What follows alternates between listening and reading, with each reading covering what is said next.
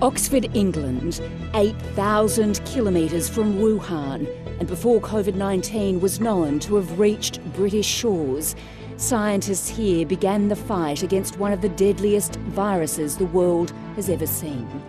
Among them, Australian Matthew Snape, a paediatrician, associate professor in vaccines, and a key member of the Oxford team. What we've gone through is incredible, and we have tools now that have been developed because of decades of work that we're able to adapt to this very quickly. In January 2020, 2 days after the Chinese had released the virus's genetic coding to the world, scientists in Oxford had come up with the design for the vaccine. In record speed, just 10 months later, human trials proved the vaccine worked. That was pretty exciting. We had some strong suspicions that the vaccine was going to be highly effective because we'd seen the immune response data already, but it was just really gratifying to see that. Dr. Maheshi Ramasamy spent many years living and studying in Australia. She works as a doctor on the front line and has been leading the Oxford team's clinical trials. The AstraZeneca vaccine has sort of become the pariah of the vaccines. Is it difficult for you to sort of watch the European reaction, for instance? Well, my job as a scientist is to present the data openly and transparently, and people just need to interpret that data as they see fit, and individual countries need to make their own decisions. For weeks, European nations dragged their feet on rolling out the Oxford vials. In January, the French president declared the vaccine quasi-ineffective for those aged over 65. The German, Polish and Italian governments were also among those recommending only those aged under 65 receive the Oxford jab. In February, reports revealed 4 out of 5 doses delivered to EU nations were yet to be used. Very little to do with science, a lot to do with politics, I think, which was really unfortunate. And I think that now is having a knock-on effect that could have been predicted and should have been predicted, that if you start talking down a vaccine, then people may have some reluctance about taking the vaccine. Last week, the real-life data began to jump off the page.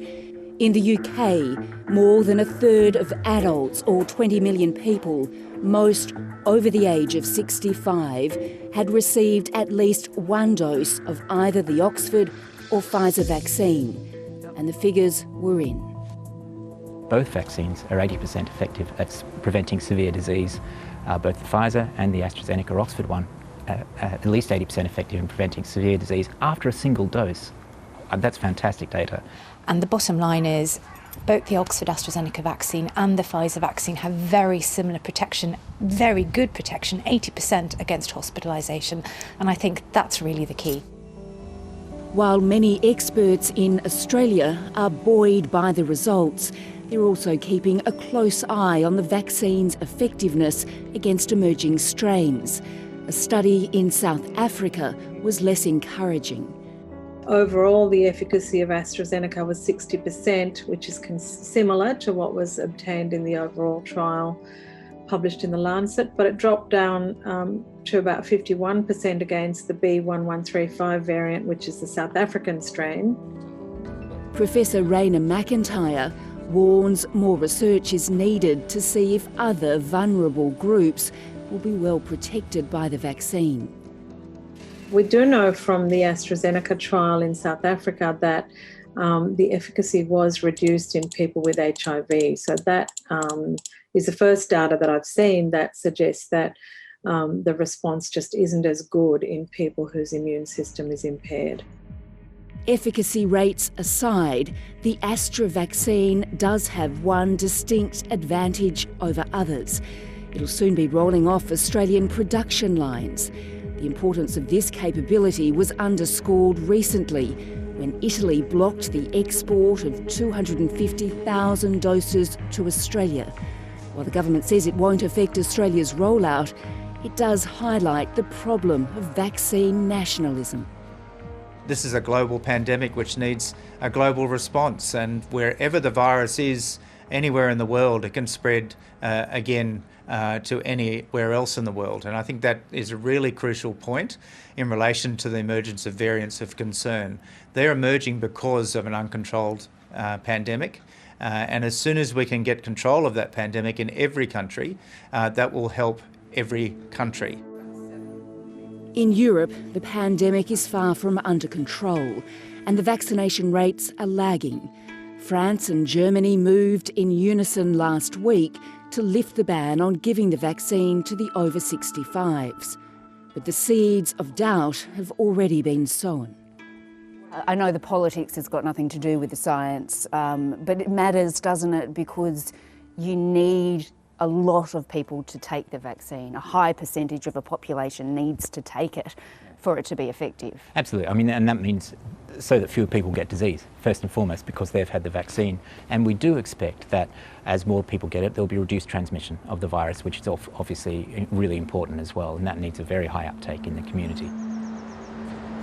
Scientists insist the political noise does not seep through the Oxford sandstone, where they're continuing to work around the clock to help get life back to normal. But they warn an Australia with open borders once again has to mean an increase in the infection rate. Australia will be living with this virus for decades, and it will have to make a decision what proportion of the population needs to be immunised before they will open up the borders and accept that the virus will be spreading and that some people will get sick from it because no vaccine is 100% effective. Just going to put a wee bit of cotton wool on there, okay? For now, though, there seems to be agreement. It should be all about jabs in arms, not vials on shelves. It doesn't matter which vaccine you're offered. If you're offered it, take it. And people should have no hesitation in taking either vaccine. I really do encourage all Australians, when your turn comes up, to think about making an appointment and getting that vaccine done.